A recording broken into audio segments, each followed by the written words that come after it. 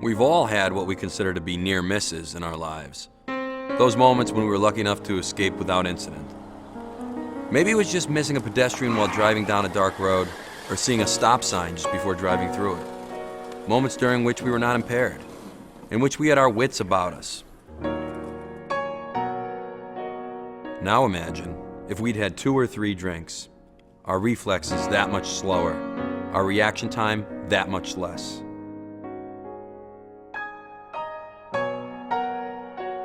The first time I came to, I was in the hospital. I was kind of confused as to what was going on. I was asking why I was there and what happened and who people were that I should have known.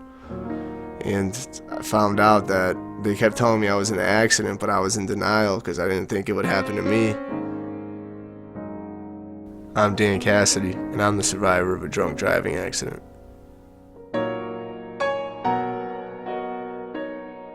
That was just me and my friend going out, just like any other night, just trying to make some fun out of it, never thinking anything would happen, but we ended up losing control, hitting the tree at about 80, and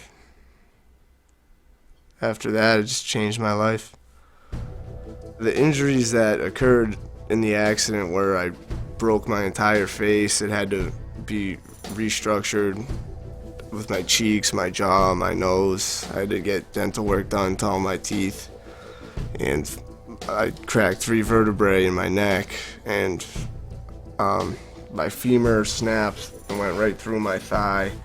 And I broke the 2 lower bones in my leg, along with the car catching on fire, which ended up taking 3 toes from me. And that made it difficult to recover. It made it a long road. You know, you can't go out and drink and expect nothing to happen, everything be in the clear. It can happen 100 times in a row where you think you're good, but all it takes is that one time. The story I have is about my son Michael. Went out with his friends and to celebrate his 21st birthday, and an hour and a half into it, he was struck by an underage drunk driver in a hit and run. The person was apprehended. She was given a field sobriety test, and she blew, I believe, a .25 at that time. And they asked her, "What happened? Why is your windshield broken?" And she said, "I think I hit a deer." And they looked in and they could see part of my son's scalp and blood on the front seat of her passenger seat of her car. And they told her, "No, you hit a human being." And she broke down. The night my son was hit, our life was obliterated. Later on, what we found out about the girl was that she was just a very good girl. She didn't have as much of a traffic ticket against her or anything. She was going to school and working at the same time, living in an apartment away from home, paying her own bills, and a very good girl.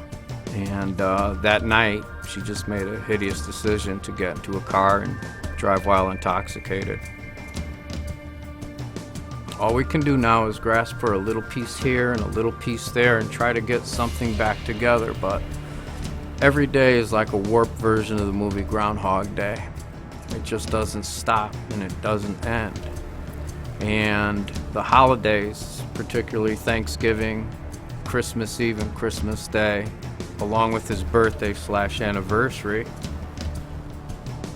are just too hideous. We just can't see people. My wife and I, we stay secluded in our home, and we just try to get through that day with our son's help.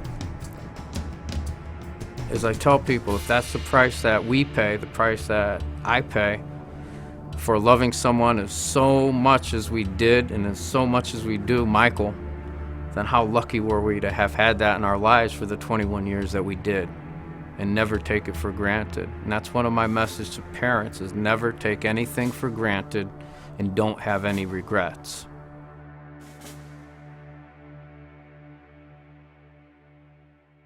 Does someone you love suffer from drug addiction? Accidental drug overdoses are the #1 cause of unnatural deaths. Don't wait until it's too late. Call our 24/7 helpline at 1-800-648-6734. A caring addiction specialist is awaiting your call.